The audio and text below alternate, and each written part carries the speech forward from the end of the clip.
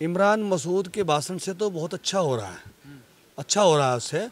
वो इस प्रकार की नफरत पैदा करके गया है रुड़की के अंदर कि वहाँ पर भी हमारा प्रत्याशी भारतीय जनता पार्टी का मजबूत हुआ है। मिलेगा, ऐसी बात नहीं है।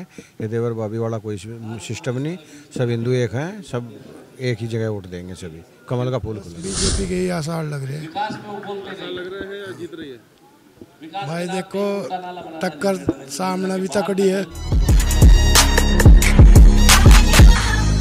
देखिए, हम लोग अपने विकास के मुद्दों को लेकर के जनता के बीच में हैं और निरंतर हमें जन समर्थन मिल रहा है।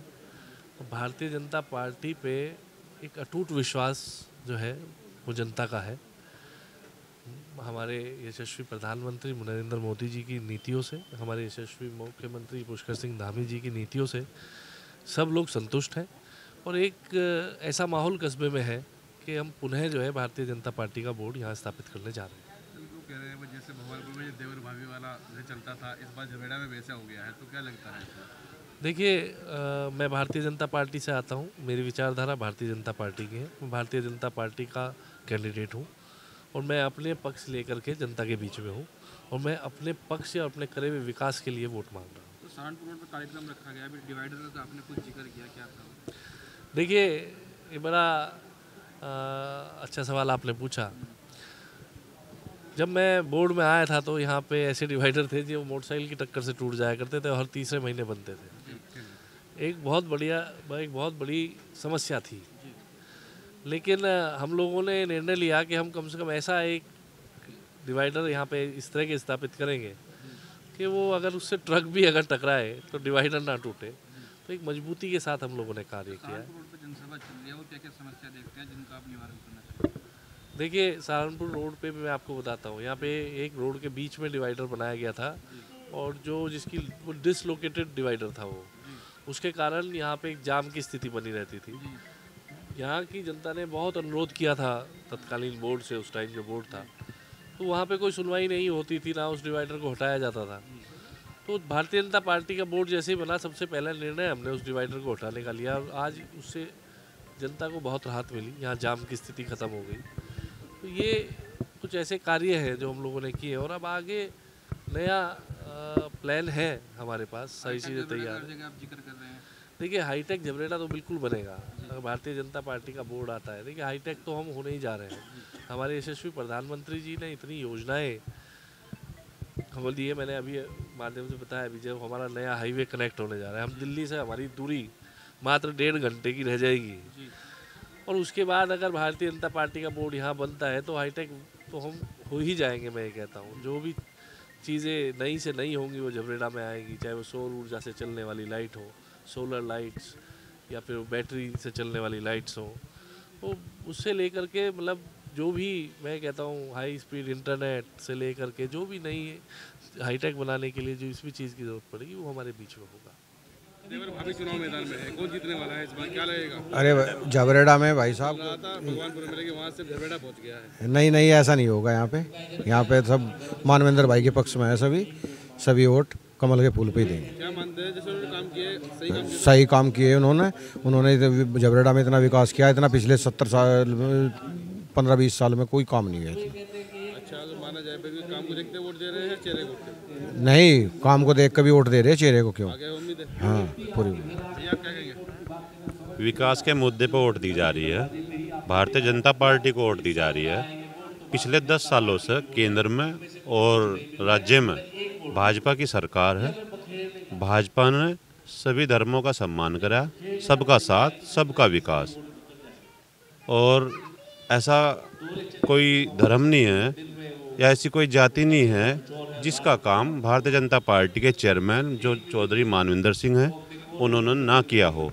सभी को ज़्यादातर जिसकी आवश्यकताएं थी मकानों का, प्रधानमंत्री आवास योजना से मकान दिलवाए हैं और बहुत भारी मात्रा में झबरेड़ा में सड़कों का निर्माण करवाया है और बहुत ही अच्छी क्वालिटी से झबरेड़ा की सड़कों पर डिवाइडरों का निर्माण हुआ है, स्ट्रीट लाइटों का निर्माण हुआ है, अमर जवान चौक का निर्माण हुआ है।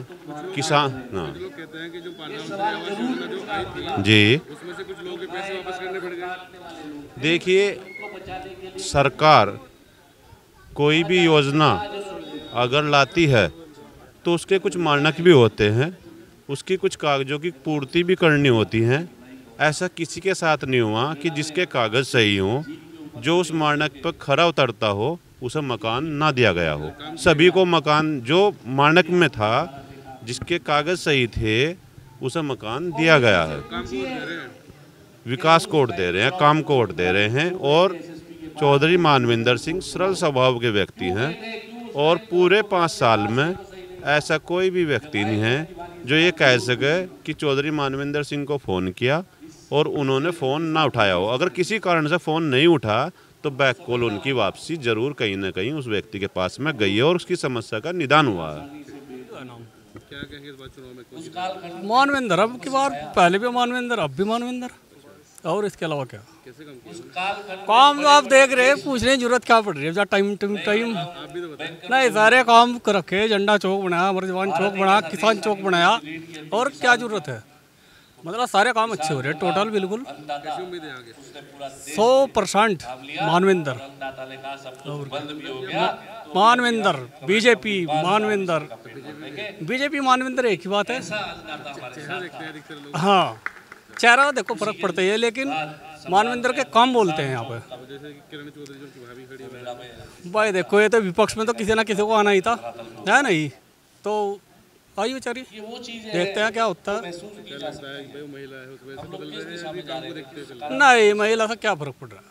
भाई धरत पर काम बोलते हैं, तो महिला का क्या है इसमें? मानवेंद्र, बीजेपी।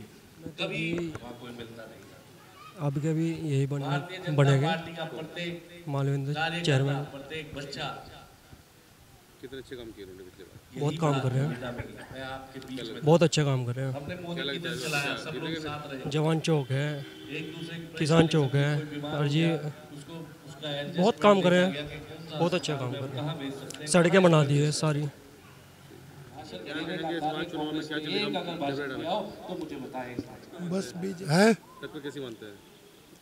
बराबर की टक्कर है। हाँ, किरण चौधरी कैसी है प्रत्याशी? ठीक है। पहले भाई उनके पति भी रहे हैं चेहरे में, ये काम को देखते हुए कौन जीतना चाहिए?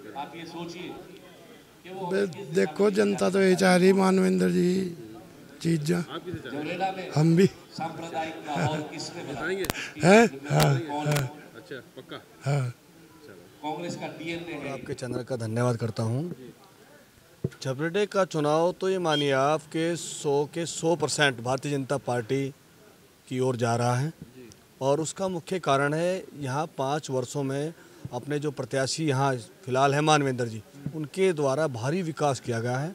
झबरेड़ा को चहुमुखी विकास किया गया है, और जो अन्य विकास की कुछ कमी रही है उसे आने वाले कार्यकाल में वो पूरा करेंगे, ऐसी आशा। का भाषण भी बहुत वायरल हो रहा है आजकल।